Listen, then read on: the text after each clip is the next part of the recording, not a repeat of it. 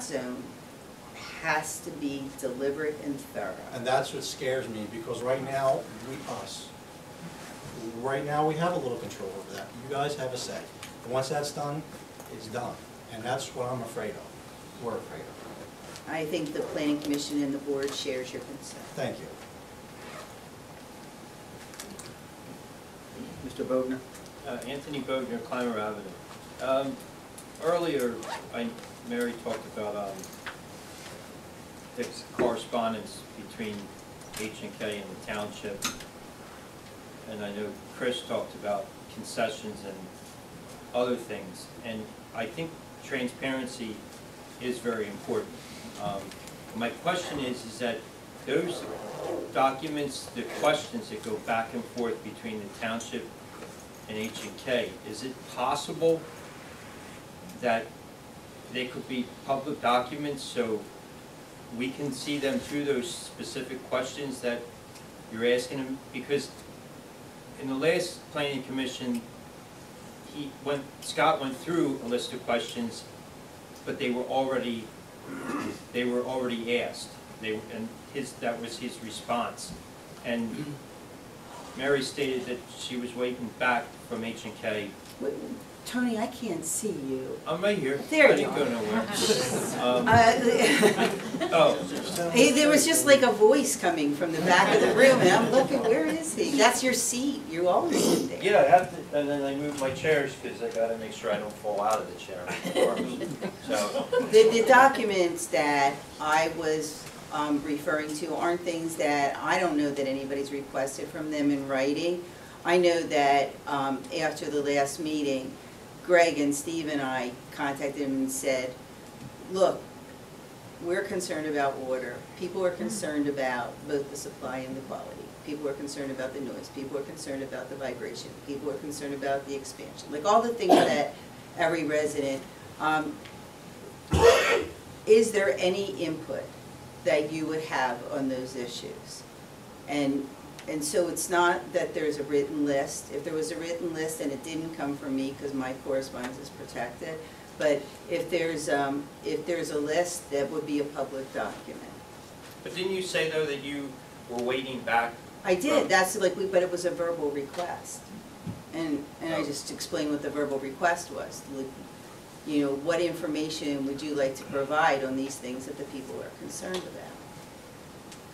But those specific questions though that you're asking them, Well, and it's that's why I verbal. consider them more like categories, but like concerns, like Right. concerns that people express. But their response back, how do we know what their response is?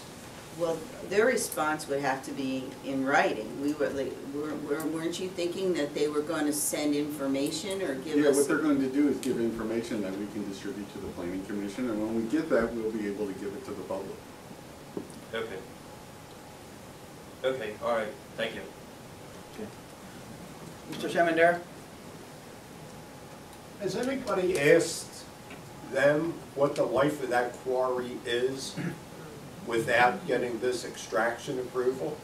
Yeah, they've answered that. What is it? Approximately 20 years. 16 to 18 years, Proposed and this 20. expansion will Yeah, I heard give them 20. another I 4 or heard 20, 5. Frank. I heard- Got 3 answers. I heard 20, Frank.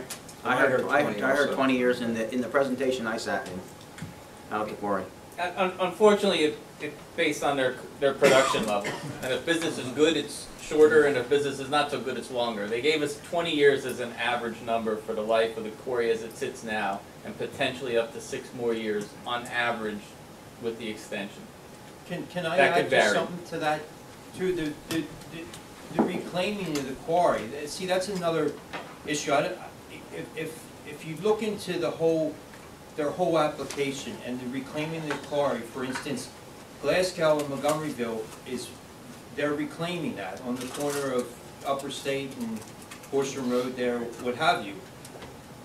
The 20 years of the quarry process, yes, if that is the stated amount, but what about, is it another 15 years to reclaim it? The process could go on for years and years and years, but you can't get a straight answer from them. That's the thing. It's like, okay, yeah, you're done mining, but now you got another 15 years for 20 years of filling the hole back in. Tony, it shouldn't be 20 years, but how can we argue with our M&M experience?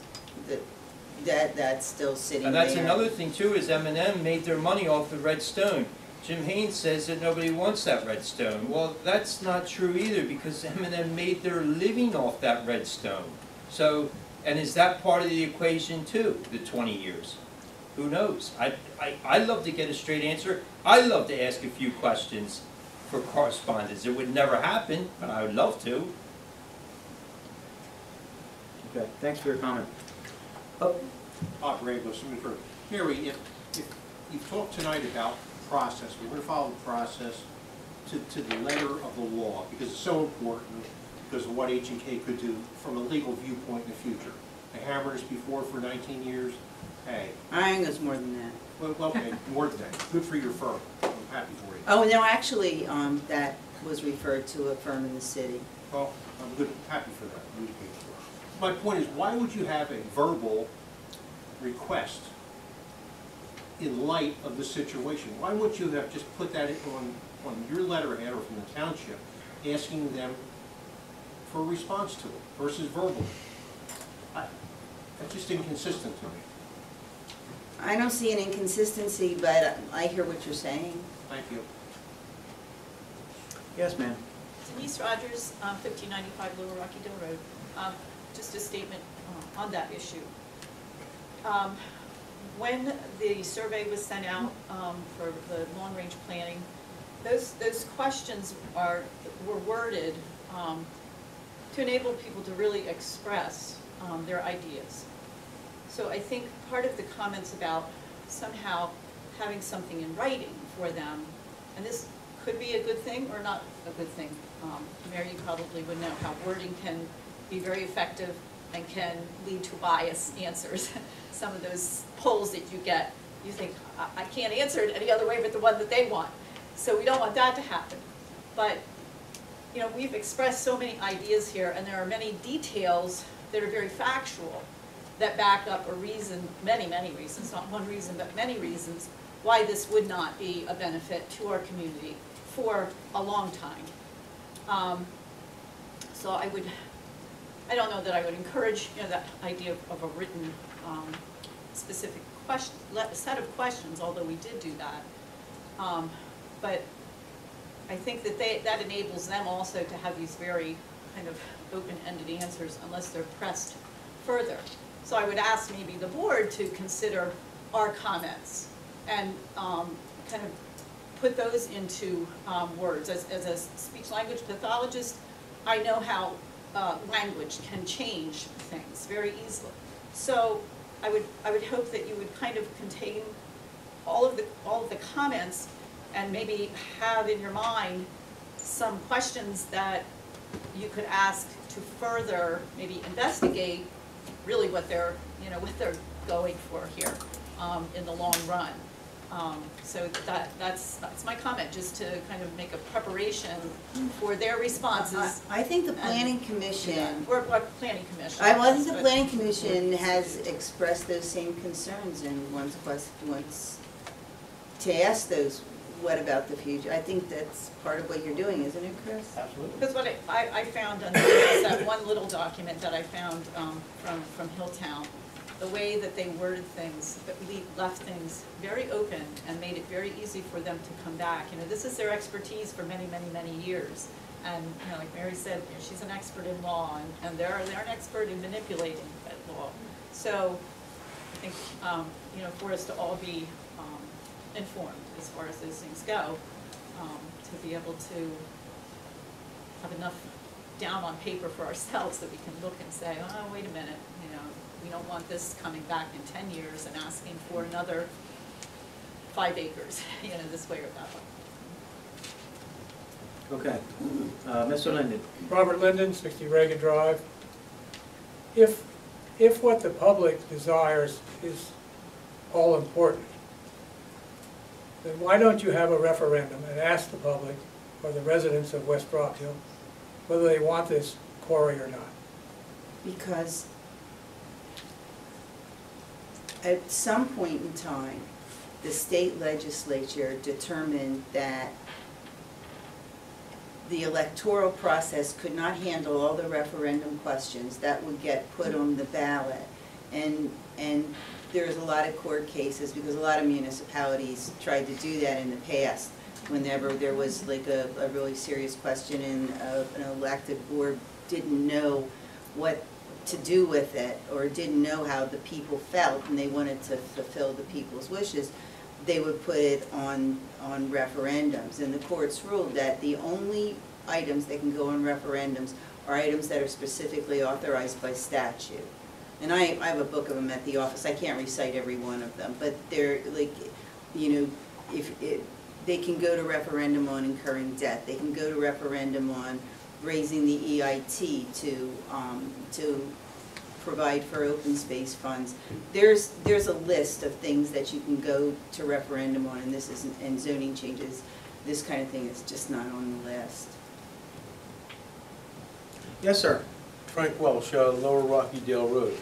Well then, based on what you just said, I can only infer that in the final analysis of the law, whether it's written in constitutional, statute, or what have you, it does not make the citizen does not have the final determination as a body of the citizenry. Is that accurate? Yeah, this is a decision that the Board of Supervisors will have to make, but they will do it with input. But the Board of Supervisors, we just spoke as if they were concerned with having our opinion before they move forward, and that our opinion, we the citizenry, should have a strong effect on their decision. That was going to be the second half of my But then sentence. that contradicts that. If they can't have the question brought to referendum, the two, you see what I'm saying there? The two are in contradiction to each other. I can't explain to you why the courts have said that you can't put things on referendum. I can just tell you that that's what the courts have said.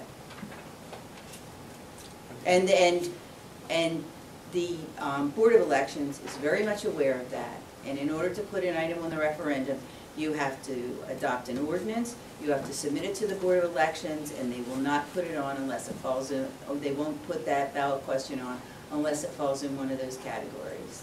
But in light of what was just, at least to me, overturned, how can I feel confident that these gentlemen are all going to be working on our behalf? I don't have to do something extra, do I? I think you can ask any one of them, they'll tell you that they feel that's their job. Well, okay. We allow, from my perspective, my number one issue is water, safety, and welfare of people, and we will follow this process. Okay. But the process has to be allowed to go through, and the planning commission will hear from the applicant when they come to the planning commission, and then once the planning commission goes through that process, at that time, when a decision is rendered by them, a recommendation, that's when it will come to the Board of Supervisors. But I think there is, we definitely need to go through the process of hiring our own hydrogeologist to really find out about the water.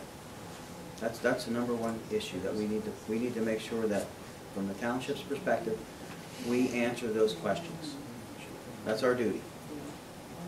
I think by hiring our own, we're taking away any bias on either side, okay? And that's what we need to do. We need to have a clear answer that's coming from someone who has no pro or con from this, gets no pro or con from this, right? That's why I'm saying, and I agree with Jay, we get our own hydrogeologist. My concern is the water, my concern is the land, my concern is the air. That's it. Okay. Thank you. Yes, ma'am. Sarah Welsh, 1580 Lower Rockhill Road. So you're all concerned about our good water. How many wells have to go bad before you really stand up and listen to what these people are saying, that we do have wells that have gone bad? I mean, we had our water tested, it's good. I'm here on behalf of all those people that don't have good drinking water. I can't even imagine what they're going through. I can't imagine. Well, I can share with you my well. I have a water softener. If I didn't have a water softener and a mineral system, my water would smell like rotten eggs as well. And I live all the way up, I don't live anywhere near the quarry, I'm down at this end of the Ridge Road. Well, everyone's concerned with So- constitutional rights, Yeah, right? exactly. That's right. Where it begins and ends. So There's that's why we need to nothing make else sure more that we investigate the quality of the water and what the quarry is doing, what the effects that the quarry have had on it, and we will do that, okay? Good. Thank you. You're welcome. Thank you. Yes. Hi, Vera Cole, 204 Upper Rockhill Road. It's not clear to me what questions are unanswered. I mean, we know from their own filings that the quarry, just in the past year, there were 15 wells that they worked on that they had to repair because of contamination. That's in their own filings. So we know they're contaminating wells, that the quarry operation is contaminating wells. We know that the quarry operation is lowering water levels. We know that wells are running dry. What other expert information do we need to know that this is an unforced risk to our water supply? I mean, remember, I keep going back to the basic question. That property is currently zoned residential conservation. They're asking us to change the zoning. Why on earth would we consider changing the zoning? We know already what's already happened. And their own records, they tell us what's already happened. They're suggesting more monitoring, more testing for things like arsenic. Why would we even consider? What more do we need a hydrologist to tell us about the risk of water? That's not clear to me.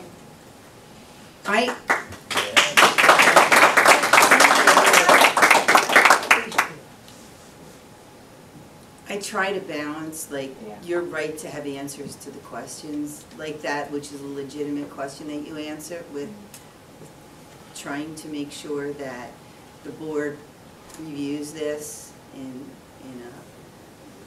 a manner that can't at any time be argued, that was not fair and forthright, and I'd be happy to talk to you privately about that after the meeting, but I don't want to speak to that in public. But there are answers to the questions that you just asked. Okay, thank you. Sorry, we're gonna keep going. Can you Trish say that, Berlinger. please? Trish Berlinger, 410 Thousand Acre Road. I think the old arguments exist, the water, the noise, that's always gonna be here, the quarry is here. We need to keep it contained and not to allow them to migrate.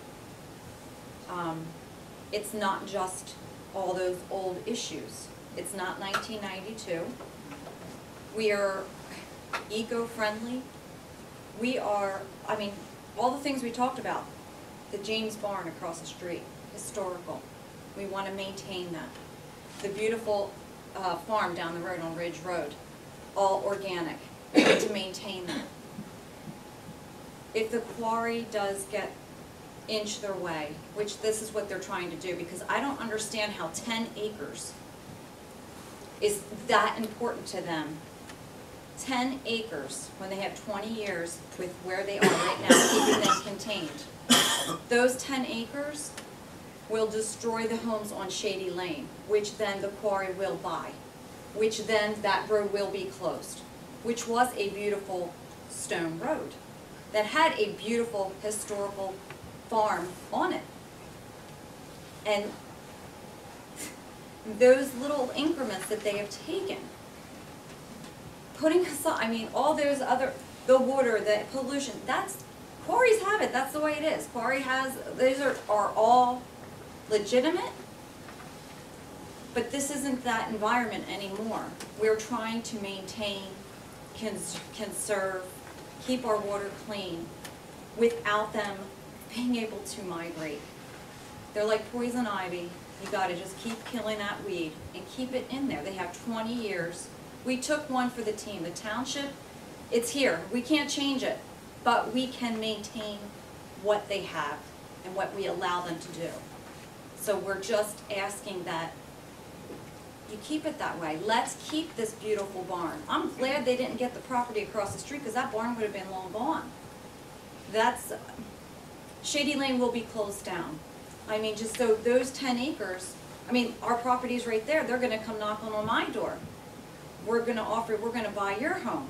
Well, geez, if everybody just keeps doing that, soon they're gonna own 1,000 Acre Road. It's gotta stop. And those 20 years isn't gonna find, that's gonna be like everyone was saying, it's gonna be more than 20 years. So those 10 reasons, there are 10 reasons why, we all know them, the water, the air pollution, but we need to contain them and keep this environment. And all this stuff that we talked about all night long, about the water pollution, I mean, just all the things that everybody is doing here to keep it green, keep everything eco-friendly. I mean, open space, all those things are so positive. Organic farmers. We have a daycare here. I mean, it's just all positive things that we need to continue to have in our community. And that's all. I think it's not just the complaints that you're saying, the water, the air. Those are all old. Those are things they've heard 100 million times. They hear them in their sleep. This goes above and beyond those things that do mean a lot. But we just have to keep our area clean as possible for our kids. Okay, thank you. All right, with that, yes? We'll do an advertisement, if you don't mind, real quick. If you want to see the videos, Mr. Linden here, his is at Pennridge.buzz. .buzz on YouTube. Mine is at PTG space Penn Tax Group. And again, that's a channel on YouTube. If you want to come and give me your email address, I'll send you a link. I probably will get it up either tonight or tomorrow night. It went a little bit long. I've got 3 segments here. So anyway, I'm happy to send you a link if you'll give me your email address, and then you can share it with the friends that maybe couldn't be here, or you can just keep it and review it if you'd like to, you know, make sure you know who said what. Thank you. Okay, thanks. Thank you. All right, at this time I will entertain a motion. Seeing there's no other public comment, I'll entertain a motion for adjournment into I'll make a executive session. motion.